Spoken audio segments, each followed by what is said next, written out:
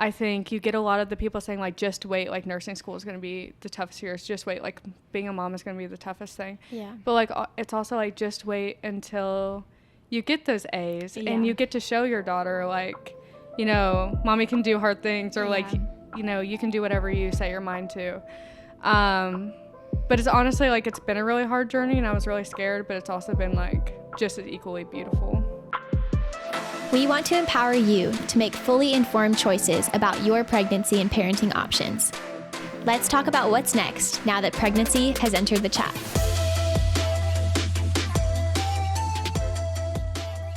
Welcome back to Pregnancy's Entered the Chat. Today we have Halle Brickhouse on the podcast. Halle is a mom to a 1-year-old and a nursing student. Halle, welcome to the podcast.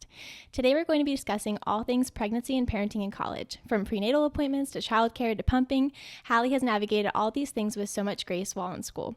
Halle, is there anything you want to say to our listeners before we get started? Hi, my name is Halle, and I'm a mom and a wife and a nursing student, a follower of Jesus, not necessarily in that order. I just hope to shed some light on my journey and hopefully help moms that are going through the same thing. Awesome. Super excited. So I'd like to start by just having you share a little bit of your story and how you got to be a nursing student and a mom. Yeah. So I'm originally from Nashville, Tennessee.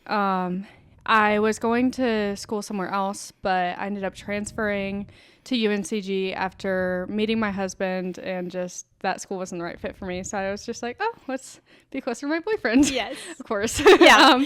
So I ended up moving here and transferring to UNCG. And we ended up getting married down the line when I was 20. He was 22. So about 2-3 months later, we found out we were pregnant with our daughter, which was super scary but exciting. Yeah. So obviously I was like, I still want to go to school. I still want to finish this degree because I felt like it was now or never kind of thing. Yeah. That's just kind of how we ended up where we are, and I'm now doing it. Yeah, no, it's awesome. And I've known Halle since we were both pregnant at the same time, and kind of watched you navigate through all this stuff, and it has not only been very impressive, but I've also just sometimes been like, how are you doing this? So I'm excited to talk about those ins and outs, and somebody who's out there listening who wants to continue school while parenting. I think this will be super encouraging. So you touched on it a little bit. When you found out you were pregnant, were you just what was going through your head? Nervous, excited, all the things? I think a little bit of everything, because I definitely wasn't trying to have a baby, especially at, 20 and still in school, still figuring out life. But when those 2 pink lines appeared, I think it was mostly fear and shock. And I was super scared, and it was just a million questions running through my mind. How are we going to do this? How are we going to afford this? Yeah. How am I, I'm just figuring out how to be a wife. How am I going to be a mom now? Yeah. But my husband was honestly ecstatic from the beginning. So that really, he kind of helped me, bring me down to earth. But honestly, we got in touch with the Pregnancy Network, I think that night, and set up an appointment. So that next day we were able to see our daughter, because I was actually farther along. I was 7 weeks. Yeah. So we were able to get that confirmation ultrasound, and I fell in love from that moment. Yeah. And knew we could do it. But they also set us up with a lot of resources, like the Pregnancy 101 classes that my husband and I attended. They set us up, kind of directed us in pregnancy Medicaid and SNAP and WIC. So SNAP and WIC have both really helped us with our groceries even after having our daughter. Yeah. And pregnancy Medicaid, which we signed up for, ended up kind of answering that, how are we going to afford this question? Yeah. Because usually, giving birth can cost anywhere from $2,000 to $12,000, even more if you don't have insurance, obviously. But we paid $60. Wow. For That's awesome. OB appointments. Yeah. Giving birth to our daughter, we literally paid $60 for the entire thing. And I can't even fathom how much of a blessing that has been. or like even bring that across. So I'm just thankful for TPN for being able to point us in the direction. Yeah. No, that's so good that you mentioned that, because there really are so many resources like that, like especially when you're young, or just like one of you's working, one of you's not, like there's resources out there that if you meet certain requirements, you can take advantage of. And that's awesome that you paid $60 because even if you have great insurance and you're, only one of you's working, it's still going to be really expensive and a really big portion of your income. So I'm glad that you touched on that, because a lot of people just don't know or don't know how to sign up for those resources. So the fact that our organization could like walk you guys through that is awesome. I do want to say too that a lot of the times people look up the requirements and see that, oh, well, I don't meet, like I'm over the threshold, or like just over.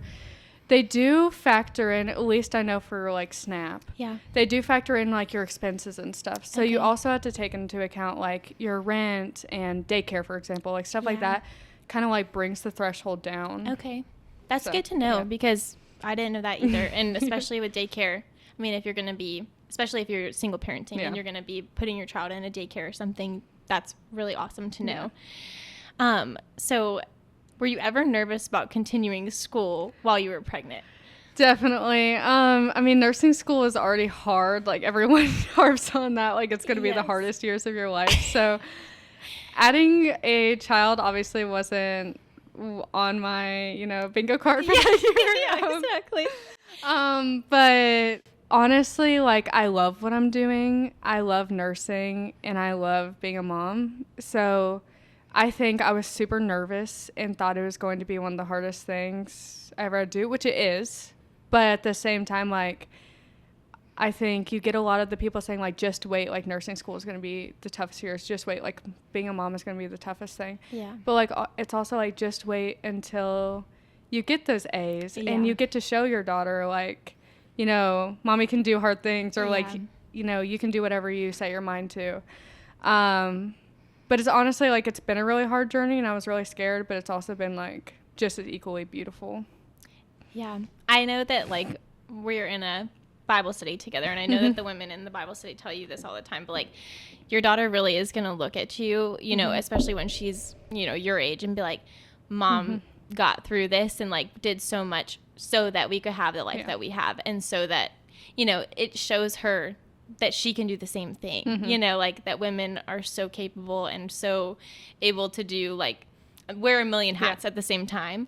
And the fact that she has that example in you is, like, such a gift to her. So you're raising not only just a wonderful daughter who's so happy and so sweet, but also a very resilient one because she gets a resilient mom. So thank you. It's always been inspiring to me. Oh, thank you. So we did an episode a while back about Title IX and how to navigate, like, pregnancy specifically in college. So if you're listening and you want, like, more of the nitty gritty of, like, your rights and things and, like, what to bring, there's, like, a flyer and stuff that you can bring to your professors and be like, hey, these are my accommodations. Can you help me?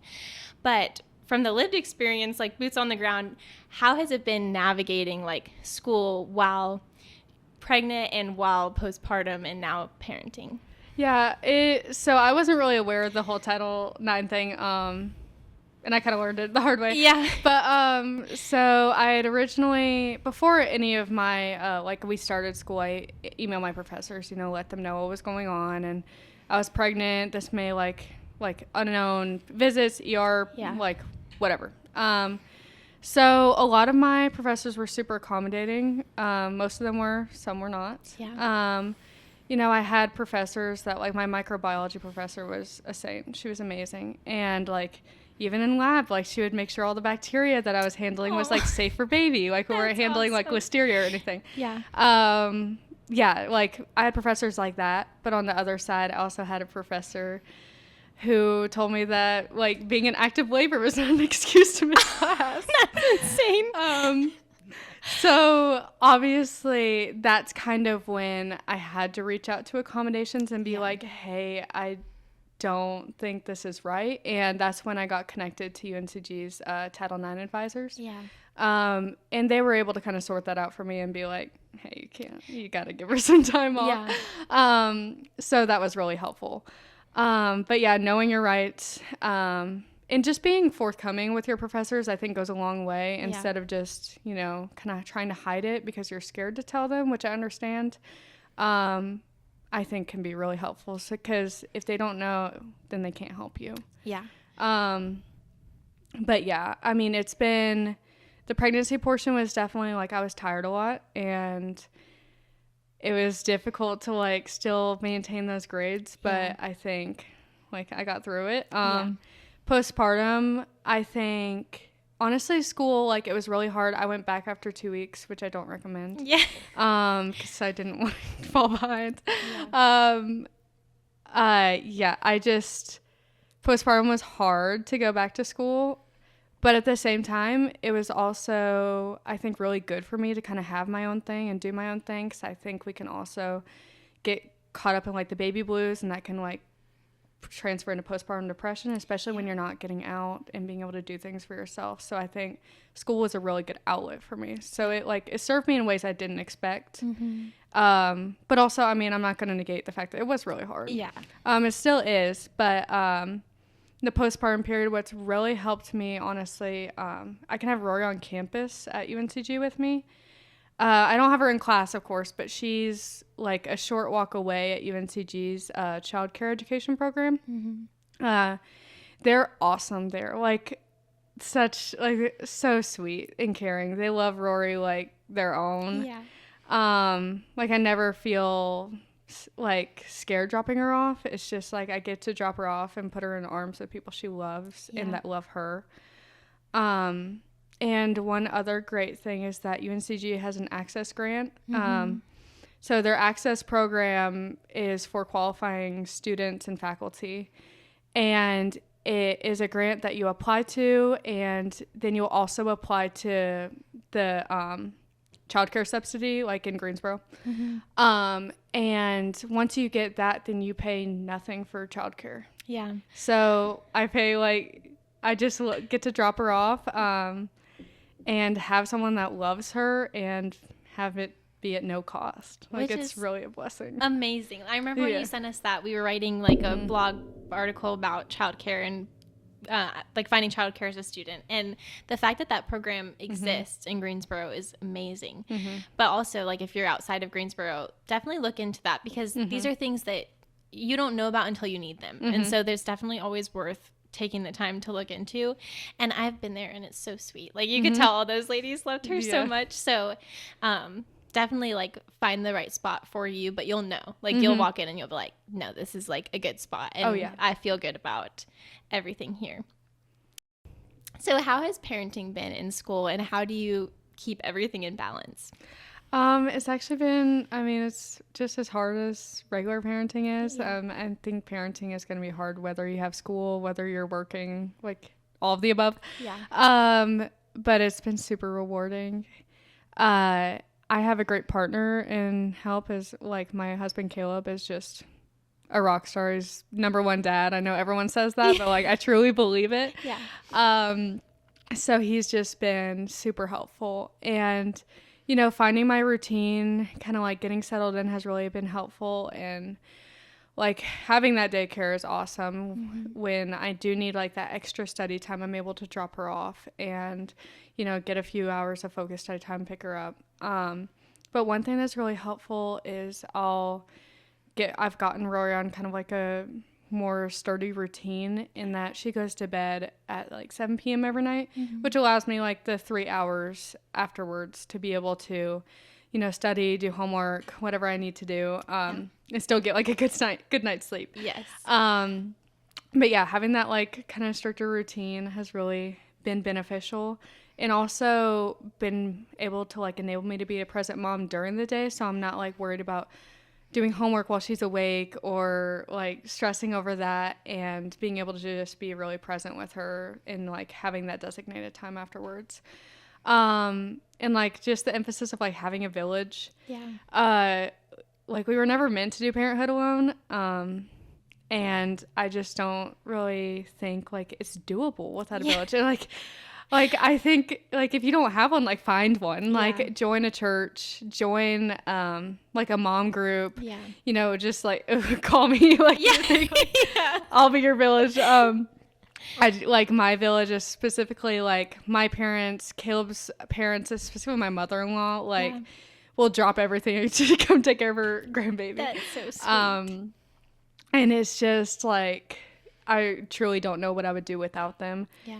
Them being able to pick up Rory when my clinicals are going late, or like when I have a really heavy workload in the week and they're just able to like spend some time with Rory, or even like when unforeseen things like this ice storm hit this past week, like we were out of school, but school was still going online, but Rory was out of daycare, of course. And I was like, how am I supposed to do school with the toddler next to me? Yes.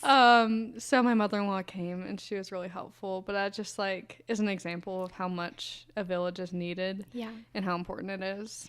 For sure. And I think something like from the outside perspective of like, I work part-time and it's very easy when you're in a situation like, oh, I'm a student, like I need a lot of like support from my village. But really like every mom that I know, stay-at-home mom full-time, like working part-time mom, working full-time mom, needs the same amount of support. Like it really can feel sometimes like when you're in a position where you're like, oh, it's always hard to ask for help, like no matter what season of life that you're in. But whenever you're graduated and working, these same things are going to come up where it's going to be, it's instead of a professor, it's an employer. And so I think that it's helpful for people to like contextualize, like I'm not in a unique space of needing help. Like your situation is unique, but everybody needs help. And so always like choose to lean on the people around you, because I don't know any mom that is not doing those same things of calling their mom or their mother-in-law and being like, hey, can you please take so-and-so for a little bit? Like, I just need some help. And so just an encouragement out there, like whether you have a partner, whether you're a single parent, whether you're working, in school, like take the opportunity to ask for help because we all, literally all of us need it. But transitioning to something else, you breastfed Rory for a whole year, pumping mom, but that is like so impressive on its own, but also extremely impressive when you account for navigating all your class schedules and everything that comes along with that. So what was that like, and how did you get accommodations you needed for that? No, I was very blessed and thankful that I got to breastfeed her for a full year. Exclusive pumping was really what made sense for us since we do have really busy schedules. Yeah. So I chose to exclusively pump her when I went back to pump for her when I went back to school. The way I did this is I have wearable pumps. So I used the Mom Cozy M5s for anyone wondering. I really liked them.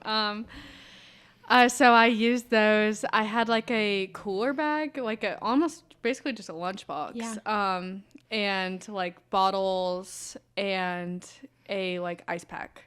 And I would just pump while I was in class, and then pour out some milk, put it in the bag with the ice pack, and it's good for 24 hours in there. Yeah. So that was good for my 8-hour whatever day, just to stay in there. But it is important to know also for if you're not wanting to do the wearable thing, if you want to use a wall pump, like if you're struggling with supply or anything like that, UNCG does have lactation rooms. I know they have one in the nursing building. I think they have one in a library. Yeah. Those are two off the top of my head that I know of. But yeah, I think breastfeeding in school is, is totally possible. I definitely probably got some weird looks every now and then. They're like, because they're wearable, but they're not like, they're not super silent. Quiet. Yeah, exactly. But after the first or second time, I really got over that like fear of people watching me. Like, I know what I'm doing is good for my baby, and none of my professors minded. But also, you are protected under the Pump Act, and you can pump anywhere, everywhere you want. So that also is important to remind yourself of. But yeah, you can also bring bags or, whatever you need, just the bottles and the insulated bag and the ice pack and pumps were enough for me. Yeah. But yeah, that's how I did it. That's awesome. And also I just can't help but thinking like those classmates of yours, probably most of them don't have families right now, but then those women that are in the classes with you and even the men that are in the classes with you, they're going to think about you whenever they like have kids and be like, that was so impressive that she did that. Like, I can't help but think that these women are going to be like sitting attached to the wall and be like, man, I just think about my one friend in college that did this and that was so cool. And if she can do it, I can do it too. Yeah. So that's like, it's really cool of you to just be like, you know, this is what's best for my baby and I'm going to do it. And I have this goal and we're going to make it happen, because that is super impressive. Yeah. What keeps you going when things are really hard, like this week when things are kind of all over the place? Yeah, I think definitely, like, above all, like, God is my comforter. He is my rock, like the person I can lean on. One thing that is really like I've tried to do this semester is memorize Psalm 23, and that's just really important. Just being like that the Lord is my shepherd, I lack nothing. Yeah. Just repeating that, like short little verses like that are really really important to me, and like a pinnacle of my life, and just being able to quickly say that, like when a stressful thought comes over my mind, like, oh, what if I fail this test? Okay, the Lord's my shepherd, I lack nothing. Even if I do fail this test, like I will lack nothing. God is good all the time. So that's one thing that has really helped me in like implementing that into my daily life. Another thing that really, I mean, again, like the village, like I couldn't do it without him. And just being able to lean on those people and give myself grace. Especially, I feel like in those first few months, you kind of feel like you're doing everything wrong, especially with your first.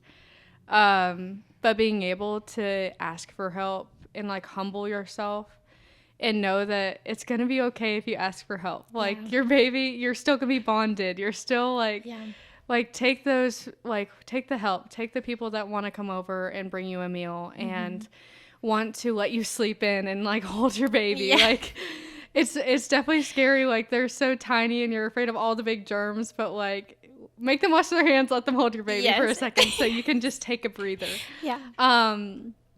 But yeah, just those are really the things that have helped. It's just like leaning on God, leaning on my community, and just trusting that it's all going to work itself out, that this is temporary. You know, every stage is temporary. Rory's first few months were really hard because she had colic, and so it was just crying constantly.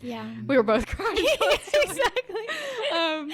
So like just reminding yourself that this is temporary. You don't have to love every stage, and every stage is going to come with its own challenges. And whether, you know, you're in school or not, whether you're, you know, doing it alone, doing it with a partner, like it's all hard. And reminding yourself of that and acknowledging that it's hard and that it doesn't have to look pretty every single day is really helpful. No, I think so much of what you said of just like leaning on God, and I always think like parenting is one big act of surrender, because like you're just constantly like, I can't control what tomorrow looks like for you. Like I can't control if you get sick. I can't control if, you know, these are things mostly with little kids, but it's just like, I really have no control over like the great outcome of your life. I can just love you. And I think that no matter what season that you're in, those things that you've had to learn maybe on like a fast track compared to some people of like, all right, well, I'm juggling a lot, so I have to surrender this like maybe sooner than I wanted to or whatever it is, but it's all one big act of surrender. So I love that you were saying like, the Lord is my shepherd, I lack nothing, because he is ultimately the person that takes care of them too. So just to wrap things up, some advice for women who are listening to this and want to go back to school, or just found out they're expecting and they're in school, what would you say to someone going through the same thing? You can do it. Like, I think our society likes to push that moms can't have it both. They can't be successful in work and successful in the home. And it's not true. You can do both and be a rock star at both. I think that it's a beautiful thing to be able to show, you know, your daughter that or son, like if someone's having a son, that they can do whatever they set their mind to, especially just like believing in themselves and believing that, you know, God has them and that they're able to get through this. I think that it's important that women know their resources and know that they can be, you know, this rock star mom and also be, you know, a rock star student or rock star nurse or whatever you want to be, a rock star teacher. Like, and there's nothing wrong with also wanting to do that. It doesn't make you any less of a mom. Yeah. But yeah, I hope that everyone knows that they do have that choice to, you know, do what they want. You can still follow your dreams and your passions and still be an amazing mom. Yes. Couldn't have said it better myself. Halle, thanks for coming on the podcast today. It was so great to have you. Thank you for having me.